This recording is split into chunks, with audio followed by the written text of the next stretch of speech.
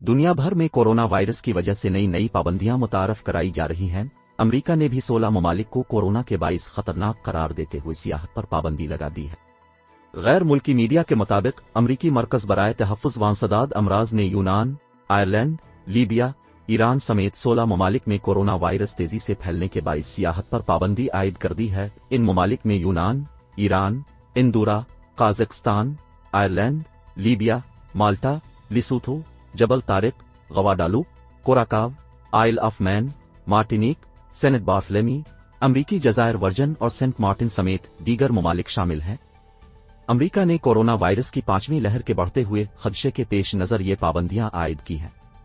याद रहे कि अमेरिका में 63% से ज्यादा शहरी कोरोना वैक्सीन लगवा चुके हैं, जिसके बाद मुल्क में ओमिक्रॉन केसेस में नुमायां कमी देखने में आ रही है। अमेरिका में अंदरून मुल्क सफर करने वाले मुसाफिरों के लिए आसानियां पैदा करने के लिए हिकमत अमली तैयार की जा रही है, जबकि कोरोना वैक्सीन की दोनों डोज लगाने वाले शहरियों को किसी रुकावट के बगैर सफर की इजाजत होगी। वो मुसाफिर जिन्हें वैक्सीन लगी हुई है, उन्हें कोरोना के मनफी टेस्ट दिखाने की भी जरूरत नहीं होगी।